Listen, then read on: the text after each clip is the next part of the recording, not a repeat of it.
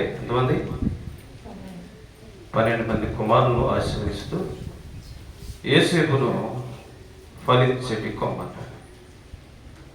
అంటే ఫలించేటి కొమ్మ. ఈ ఫలించడానికి చాలా ప్రయత్నాలు చేయాలి, చాలా బాధలు పడాలి, చాలా నిందలు పడాలి. యోసేపు తన జీవితంలో ఫలించని కొమ్మగా ఉండడానికి ఎన్ని బాధలు పడ్డాడు? చాలా బాధలు పడ్డాడు. మనము ఫలించాలంటే కష్టపడిందే మనం ఏం చేయలేము, ఫలించలేము. అదే రీతిగా యోసేపు ఫలించని కొమ్మగా ఉండడానికి గల కారణం ఏంటంటే తండ్రి మాటకు విధేయత చూపుతూ వచ్చాడు. ఏం చెప్తూ వచ్చాడు? విధేయత. తండ్రి మాటకు విధేయత.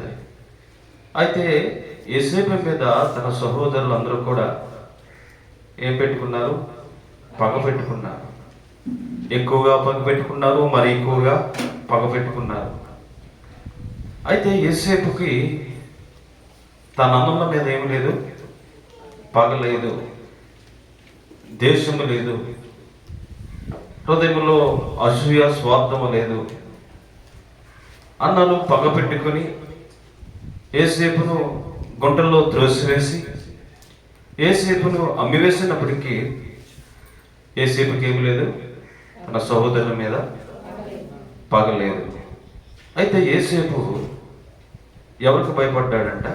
చూడండి, మార్చు ఆదికాండము 42వ అధ్యాయం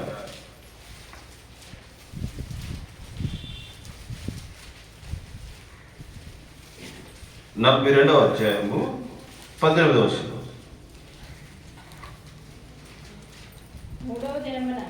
మూడవ దినమున యోసేపు వారిని చూసి, నేను దేవునికి భయపడు వాడను. చాలు. ఎందుకు యోసేపు ఫలించుడు కొమ్మగా ఉన్నాడంటే దేవునికి భయపడేవాడుగా ఉన్నాడు. దేవునికి ఎవరైతే భయపడతాడో వారిని దేవుడు ఏం చేస్తాడంట? ఫలింపజేస్తాడు, ఆశీర్వదిస్తాడు. కనుక యోసేపు ఫలించడానికి కారణం ఇదే. కాబట్టి మనము కూడా ఫలించాలి, అభివృద్ధి చెందాలి అంటే మనము కూడా ఏం చేయాలి? ఎవరికి భయపడాలా? దేవునికి భయపడాలి. దేవునికి భయపడితే దేవుడు మనల్ని కూడా ఆశీర్వదిస్తాడు, దీవిస్తాడు, ఫలింపజేస్తాడు. మనందరికీ ఫలించాలని ఆశ ఉంది, అందరికీ అభివృద్ధి పొందాలని ఆశ ఉంది. కానీ మనలో ఏం లేదు, దేవుని భయం అంటే లేదు. కాబట్టి ఒకటి ప్రభు బలంలోనికి వెళ్ళకపోవడము ఒకటి జ్ఞాపకం చేసుకున్నాను. నిర్గమాకాండము 10వ అధ్యాయంలో నీ దేవుడు అని 8వ వచనం 28 విశ్రాంతి దినమున పరిశుద్ధముగా ఆచరించుటకు జ్ఞాపకం ఉంచుకున్నాము. విశ్రాంతి దినమును ఏం చేయాలంట? పరిశుద్ధముగా ఆచరించుట జ్ఞాపకం చేసుకున్నాము. దేవుని దినాన్ని ఏం చేయాలి? చెప్పండి, అందరూ చెప్పండి. దేవుని దినాన్ని ఏం చేయాలి? మనం పరిశుద్ధముగా జ్ఞాపకం ఆచరించుటకు ఏం చేయాలి? జ్ఞాపకం చేసుకోవాలి. ఇవాళ ఏం దినం? ఎక్కడున్నారు చాలా మంది? ఈ పరిశుద్ధ దినాన్ని ఎక్కడున్నారు? దేవుడు మనకి ఎన్ని దినాలు ఇచ్చాడు? చూడండి, ఆ అధ్యాయంలో ఇక్కడ చూడండి 9వ వచనం. 6 దినములు నువ్వు కష్టపడి నీ పని అంతయు చేయవలను. ఎన్ని దినాలు? 6 దినాలు నువ్వు కష్టపడి నీ పని అంతా చేయవలను. ఇప్పుడు 7వ దినం ఏది? ఎవరి దినం? పరిశుద్ధ దినం, దేవుని దినం. అయితే ఇప్పుడు ఈ 6 దినాల్లో కూడా మనం కష్టపడుతున్నాం, మన పని మనం చేసుకుంటున్నాం. ఈ పరిశుద్ధ దినాన్ని మనం ఏం చేస్తున్నామంట? ఏం చేస్తున్నారు? ఈ దినం కూడా నువ్వు దొంగిలించడానికి ప్రయత్నించేస్తున్నావు.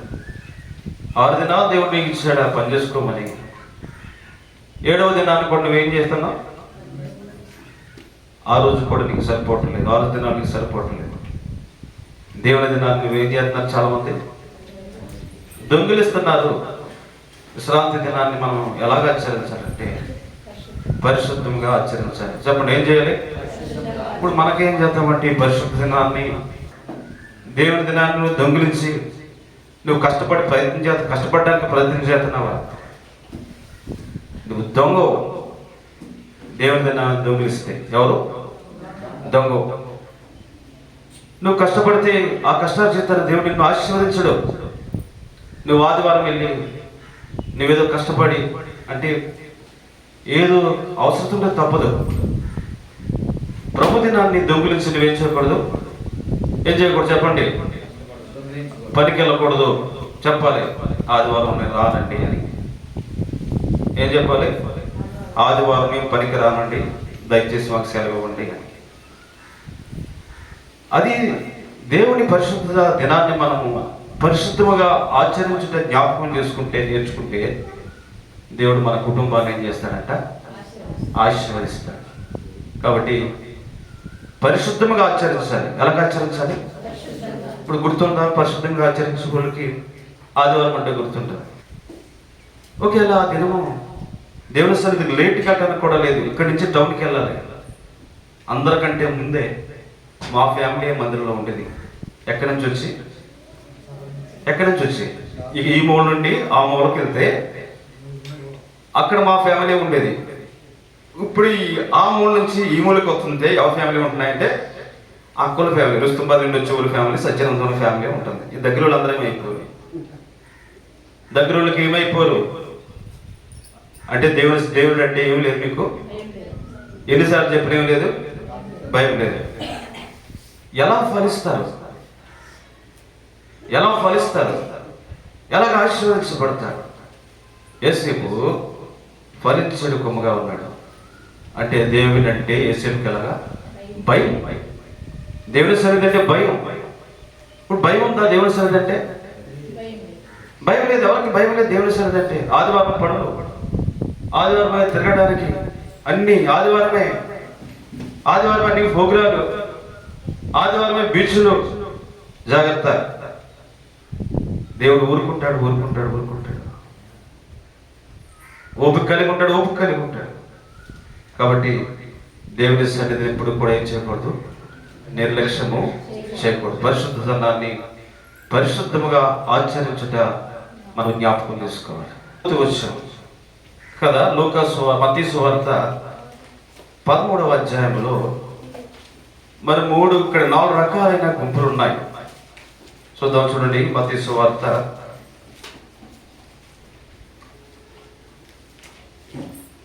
13వ అధ్యాయం. ఇది ఉపమానం. మత్తయి సువార్త 13వ అధ్యాయము మరి 19వ వచనంలో ఈ ఉపమానం రాయబడుతుంది.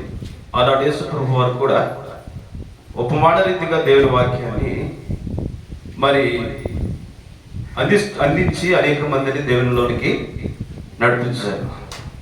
ఈ ఉపమానములో 4 గుంపులు ఉన్నాయి. ఎన్ని గుంపులు ఉన్నాయి? ఈ ఉపమానంలో 4 గుంపులు. ఇప్పుడు 4 ఏనుగులు చూపించండి. ఇలాగా ఒకసారి అందరూ ఇలా చూపించండి. ఇలా కాదు, ఇలా చూపిస్తే కనపడవు. ఇలా చూపిస్తే ఏం కనపడుతుంది మీకు? 4 ఏళ్ళు ఓకే, కలిసి ఉన్నాయి. ఓకే, దానికంటే ఒకటి ఇలా చూడండి. ఏం కనపడుతుంది? చెప్పండి. సరైన సమాధానం. ఎగుడు దిగుడు. ఒకటి పొట్టిగా ఉంది, ఒకటి పొడవుగా ఉంది, ఒకటి బాగా చిన్నగా ఉంది. అవునా కదా? ఈ ఉపమానంలో కూడా 4 రకాల గుంపుల వారు ఉన్నారు. ఎన్ని రకాల గుంపుల వారు ఉన్నారు? 4 రకాల గుంపుల వారు ఉన్నారు. ఇక్కడ మరి దేవుని వాక్యం అంటే విత్తనమును పోలి ఉన్నది. వాక్యం అంటే ఏంటంట? విత్తనం. హృదయం. మరి నేలంటే మనరా హృదయం. కాబట్టి ఇక్కడ 4 రకాలైన మనుషులు 4 విధాలుగా విత్తనాలు వేశారు. ఎన్ని రకాలుగా? 4 రకాలు.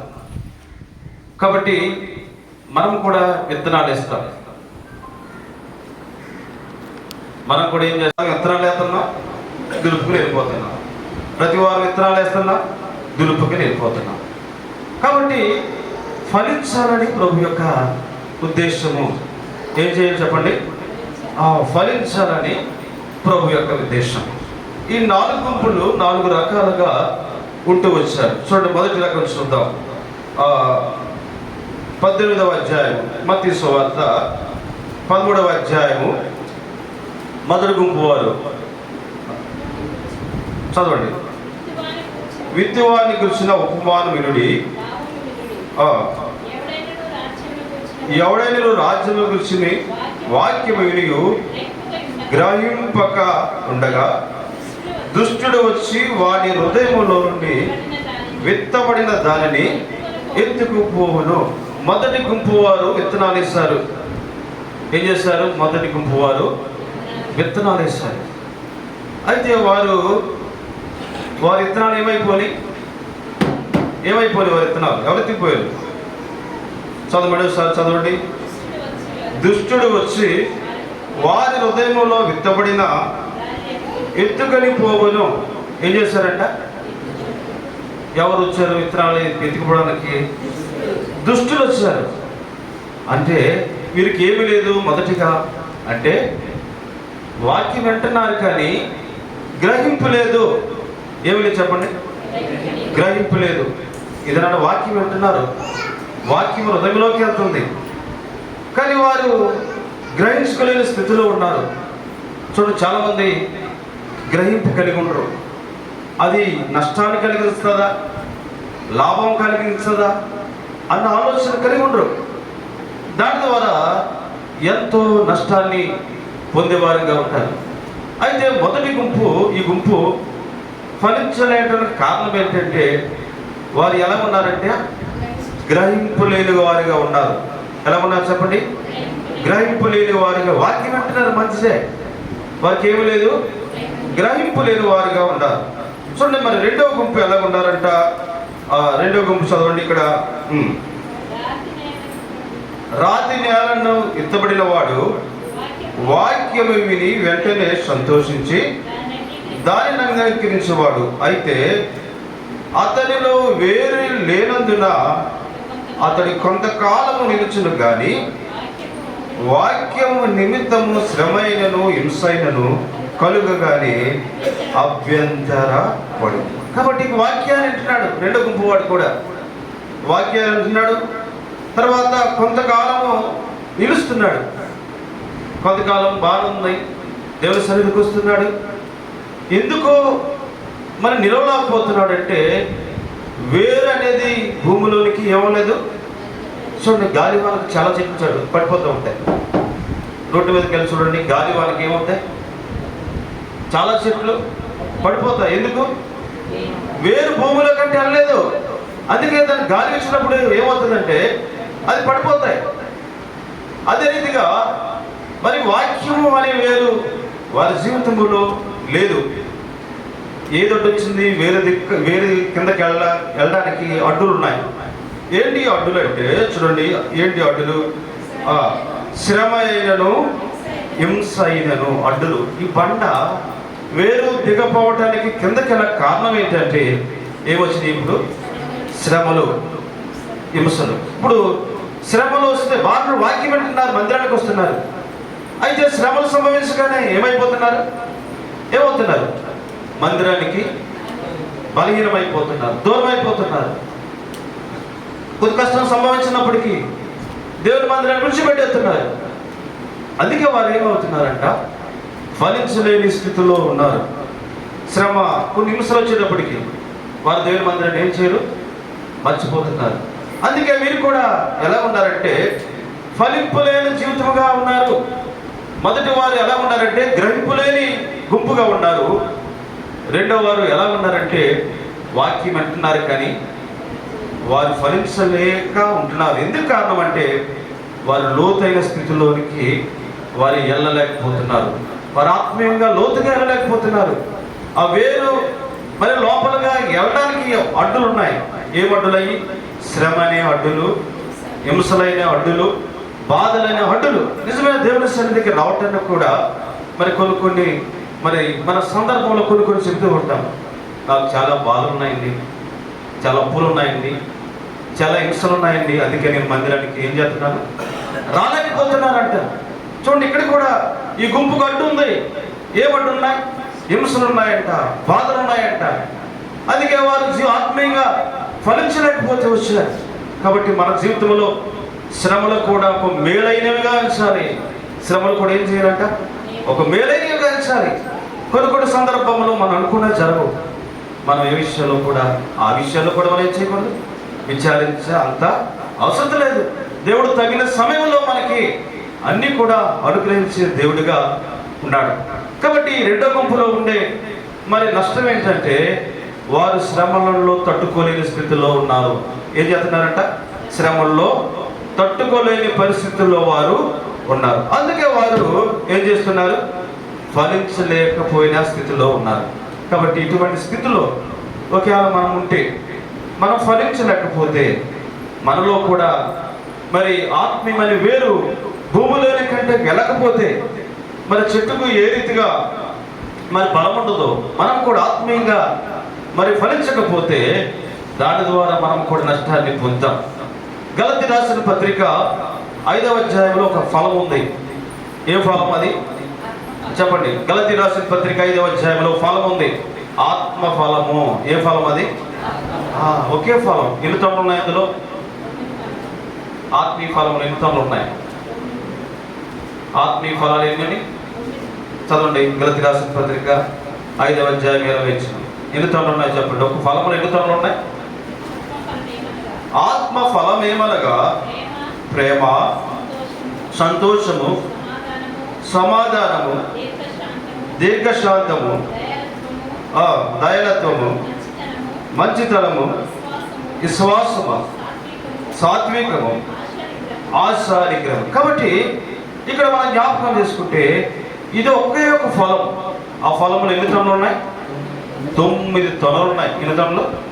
చూడండి, పంపర మనసు కింద ఉంటుంది. చాలా మంది పంపర మనసు ఉంటుంది కదా, దాంట్లో చాలా తొనలు ఉంటాయి. ఒక్కో తనకు పేరు పెట్టుకొచ్చేమో. అంటే మన ఫలం కూడా ఏ తొనలు ఉండాలి మనలో? ప్రేమ అనే తొన, సంతోషం అనే తొన. ఈ 9 ఫలాలు మనం కలిగి ఉండాలి ఫలించాలంటే. కాబట్టి మనం ఫలించాలంటే మొదటిగా మరి ఆత్మ ఫలాలే మనం అభివృద్ధి అవ్వాలంటే మన దేవునిలో మనం ఎలా ఉండాలి? నిలిచి ఉండాలి. మొదటి గుంపు చూస్తూ వచ్చాం, వారు గ్రహింపులేక ఉన్నారు. రెండో గుంపు చూస్తే వారు ఎలా ఉన్నారంట? శ్రమకులకు, బాధలకు ఏం చేస్తున్నారు? తట్టుకోలేని స్థితిలో ఉన్నారు. అదే రీతిగా మూడో గుంపును మనం చూద్దాం. చూడండి, ఇదే మత్తయి సువార్త 24, 13, 24 చదవండి.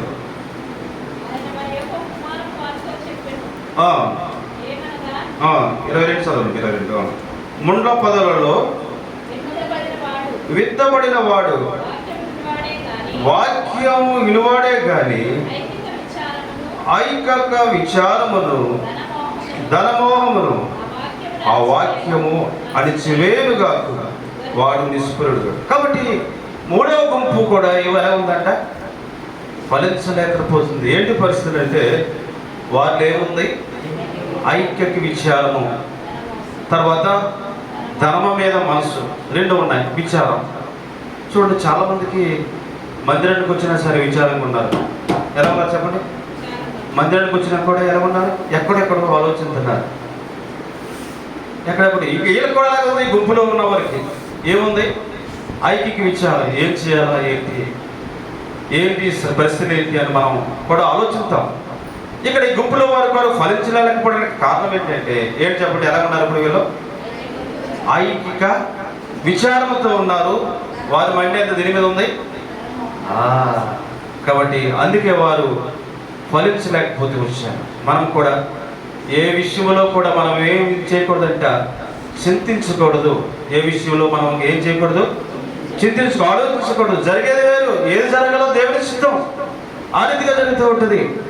కాబట్టి మూడో గుంపులో కూడా వారు ఫలించలేకపోవడానికి గల కారణం ఏంటంటే వారి దృష్టి ధనం మీద ఉంది.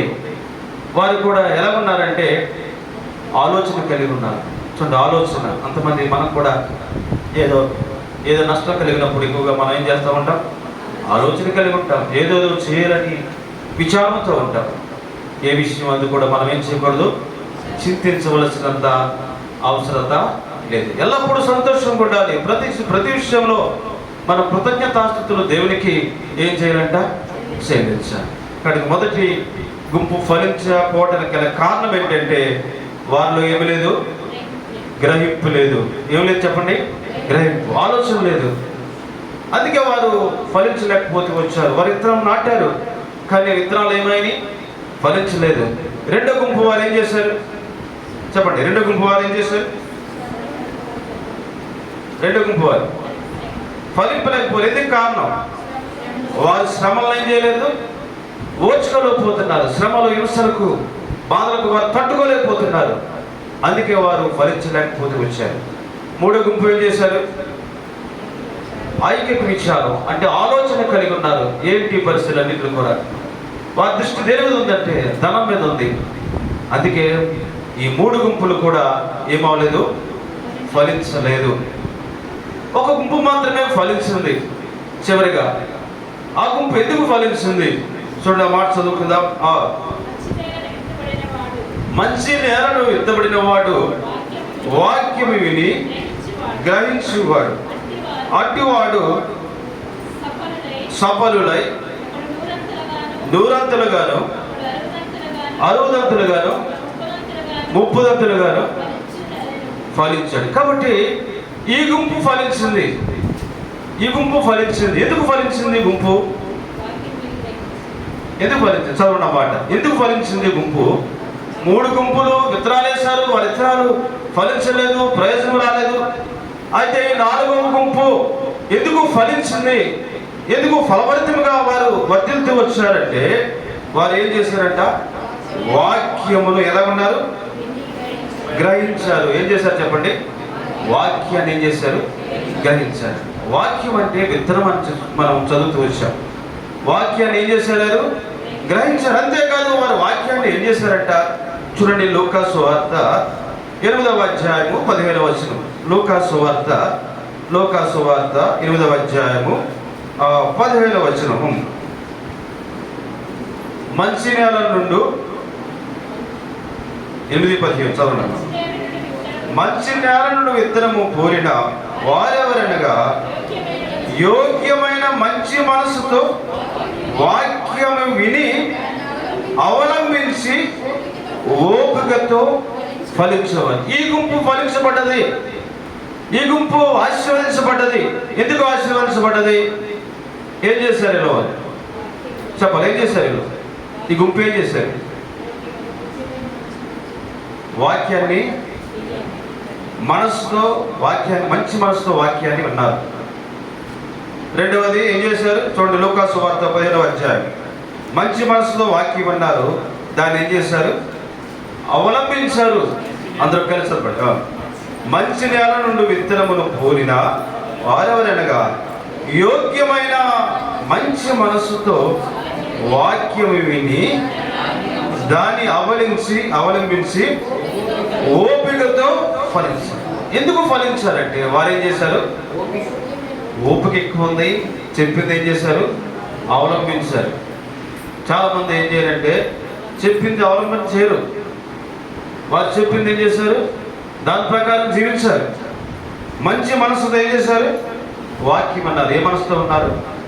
ఇప్పుడు మనం మనసులో ఉన్నాం, కానీ ఇక్కడ మనసులు లేవు. అయితే నువ్వు ఎలా ఉన్నారంటే యోగ్యమైన మనసుతో, మంచి మనసుతో దేవుని వాక్యాన్ని విన్నారు, అంగీకరించారు. అందుకే వారు ఏం చేశారు? ఫలించారు. అర్థమైంది కదా? ఇప్పుడు 4 రకాలైన గుంపులు మనం చూస్తూ వచ్చాం. మొదటి గుంపు వారు ఫలించలేదు. కారణం ఏంటి చెప్పండి? వారికి ఏమీ లేదు, గ్రహింపు. వాక్యం అంటున్నారు, కానీ ఏం చేస్తున్నారు? గ్రహింపు లేని వారుగా ఉండి ఇక్కడే అంటున్నారు వాక్యం. అది ఎక్కడికి తర్వాత ఏమైపోతుంది? వదిలిపెట్టారు. గ్రహింపు అనేది కావాలి. గ్రహింపు లేకపోతే మనం దేంట్లో కూడా మనం మేలు పొందడం, ఆలోచన గ్రహింపు అనేది కావాలి. రెండవదిగా రెండో గుంపు కూడా వారు కూడా ఫలించలేకపోతే వచ్చారు. కారణం ఏంటి? వారి శ్రమలకు హింసలకు తట్టుకోలేకపోతే వచ్చారు. అందుకే వారు మరి ఫలించలేకపోతే వచ్చారు. కాబట్టి దేవుని సంఘంలో ఉండే మనకు హింసలు వస్తాయి, కరువులు వస్తాయి, బాధలు వస్తాయి. అన్నిటిని కూడా మనం ఏం చేయాలా? సహించుకోవాలి. సహించుకున్నప్పుడే దేవుడు మనకి ఏమిస్తాడంట? శోధనను సహించువాడు ధన్యుడు, అతనికి ఏమిస్తాడంట? జీవ కిరీటాన్ని ఇస్తాడు. రెండో గుంపు మరి వారు ఫలించలేకపోవడానికి కారణం ఏంటంటే వారికి శ్రమలకు తట్టుకోలేకపోతున్నారు. ఏం చేస్తున్నారు చెప్పండి? శ్రమలకి తట్టుకోలేకపోతున్నారు. చూడండి, శ్రమలు తట్టుకుంటే యోబుకు దేవుడు ఎన్ని ఆశీర్వదించాడు. యోబు గొప్ప ధనవంతుడు, ఐశ్వర్యవంతుడు. ఆ దేశానికి ఒకే దినాన్ని పిల్లలు చనిపోయారు, ఒకే దినాన్ని ఆస్తంతా పోయింది కలుగున్నారు. ఈ రీతిగా శ్రమలో కూడా దేవుడు ఏం చేస్తున్నాడు? ఆరాధిస్తున్నాడు. మనం కూడా ఫలించాలంటే శ్రమలో కూడా మనం ఏం చేయాలా? ఓర్చుకోవాలా. శ్రమలో ఏం చేయాలి?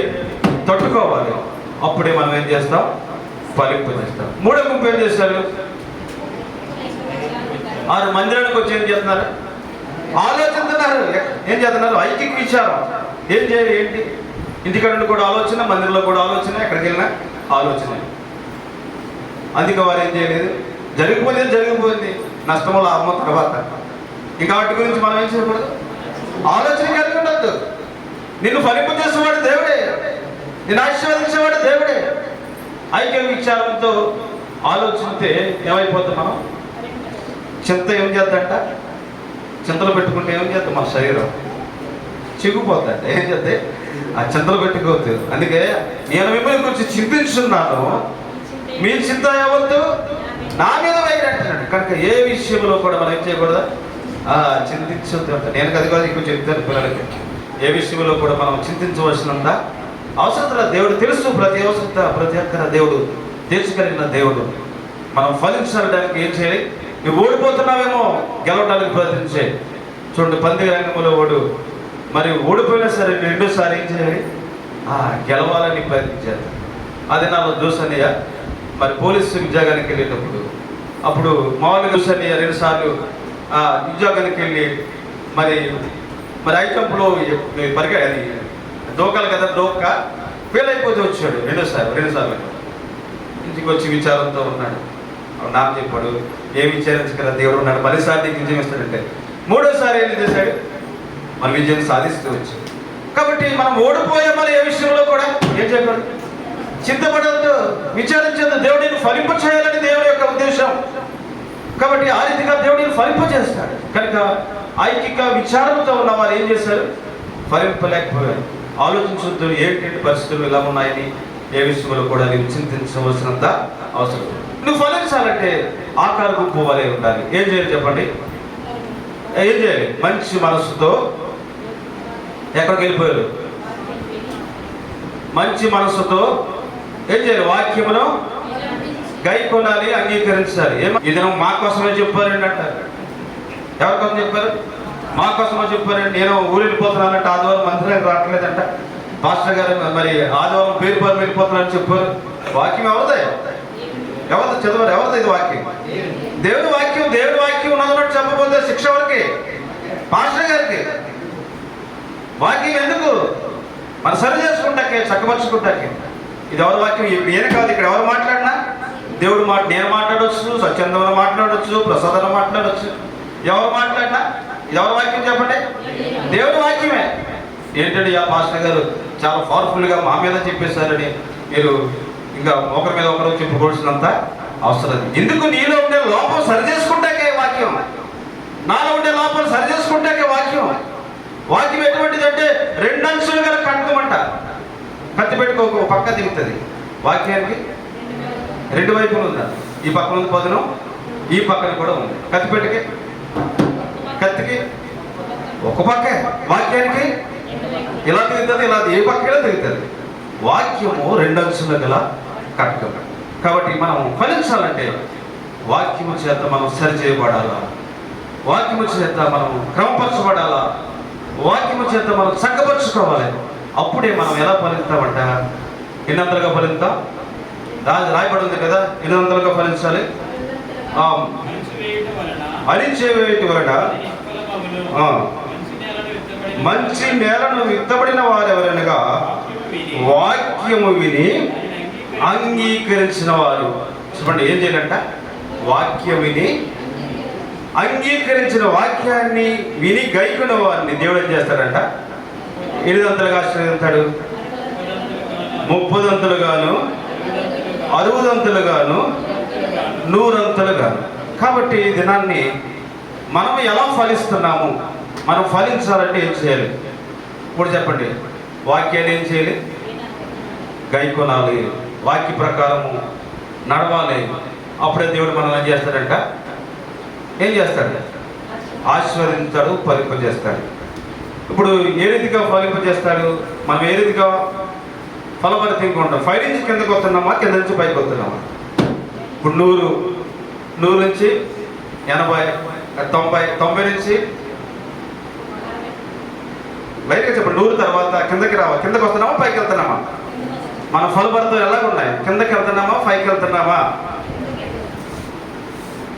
ఇప్పుడు ఇక్కడి నుంచి ఎలాగలేదు? 30 నుంచి 60, 60 నుంచి 100, 30 60 100. ఈ రీతిగా స్టెప్ బై స్టెప్ వారు ఏం చేశారు? ఫలిస్తూ వచ్చారు. మనం 5 స్టెప్ నుంచి కింద స్టెప్లోకి వస్తున్నాం.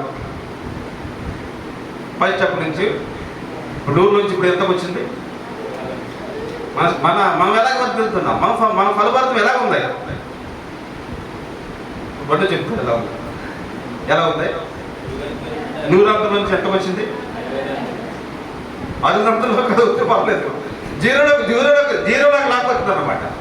అంటే మనం ఎలా ఫలిస్తున్నాం అనేది కూడా మనం ఏం చేయాలా? ప్రశ్నించుకోవాలి. ఎలాగ అభివృద్ధి అవుతున్నాం అనేది కూడా మనం ఏం చేయాలంటే ప్రశ్నించుకోవాలి. దేవుడు మనల్ని 100 ఆశీర్వదిస్తారంటే ఆ 100 ఆశీర్వాదాలు మనం పోగొట్టుకుని 0 పొజిషన్లోకి వచ్చేస్తున్నాం. ఏంటి కారణం?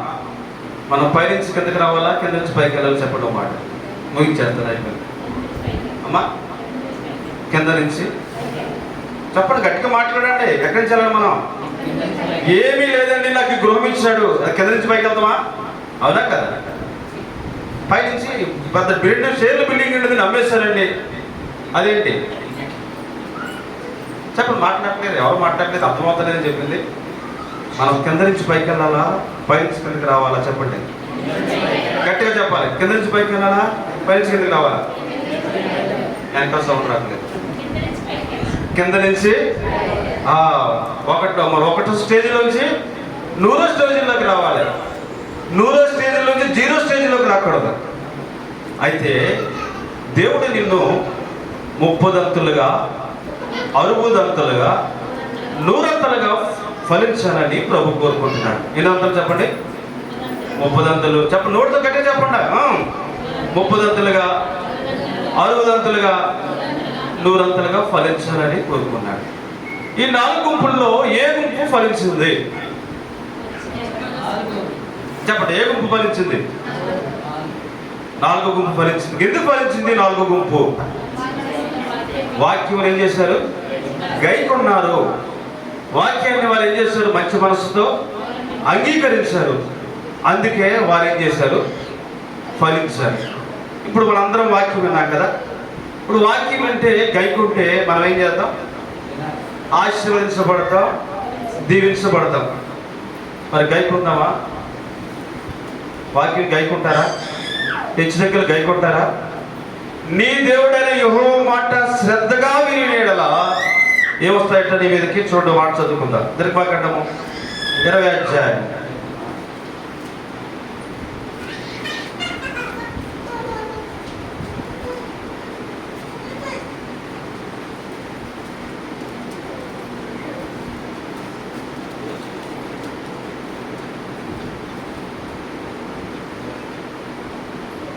అధ్యాయము 6వ వచనం చదవండి.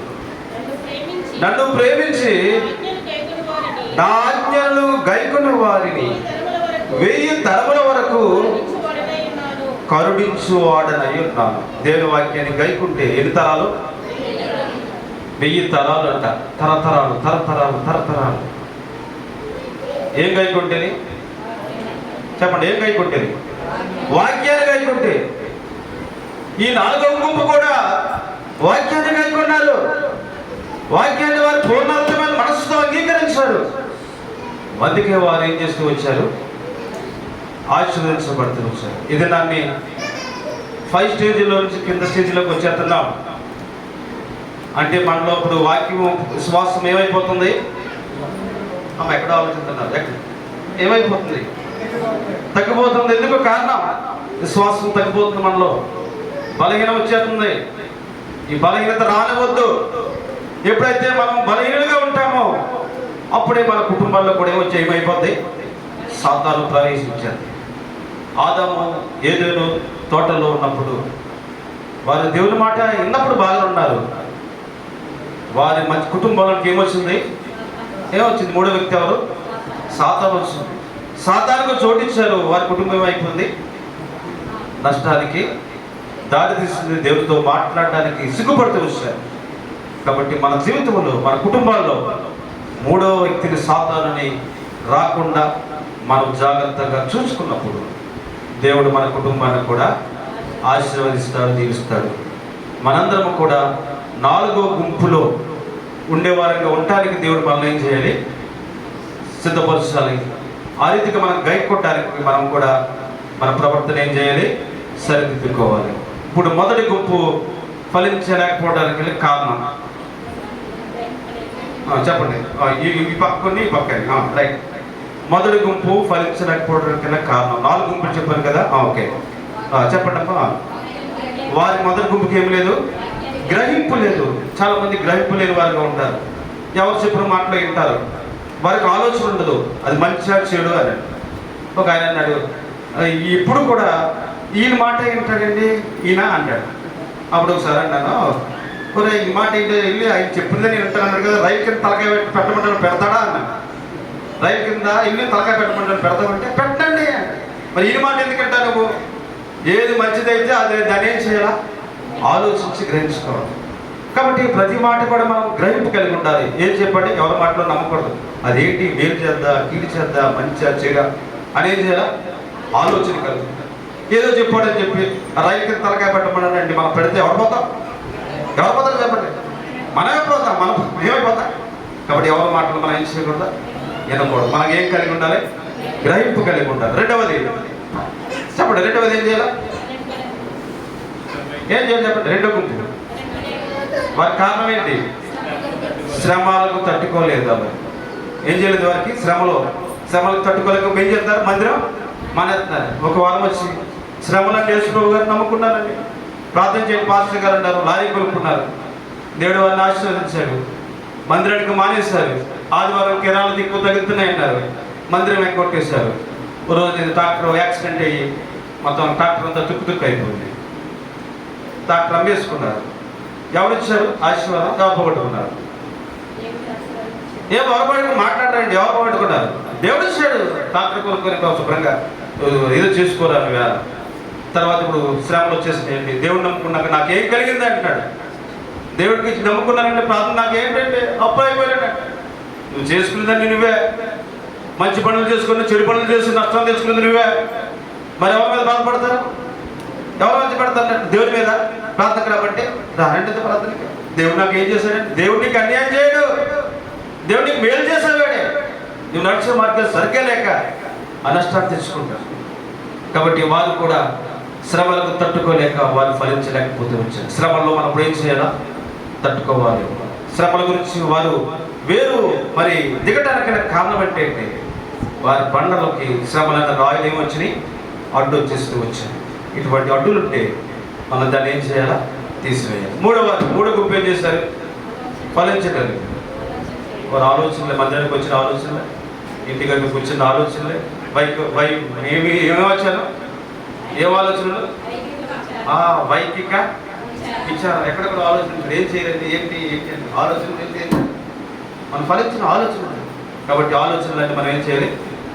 విడిచిపెట్టేసి దేవుని మందిరంలో దేవాన్ని నాకు దేవుడు ఏవైనా ఆశీర్వదించి నీ మార్గాలు సరళం చేయాలి. దేవుని సరుకులు 4వ గుంపు ఒకటి మాత్రమే ఏం చేసింది?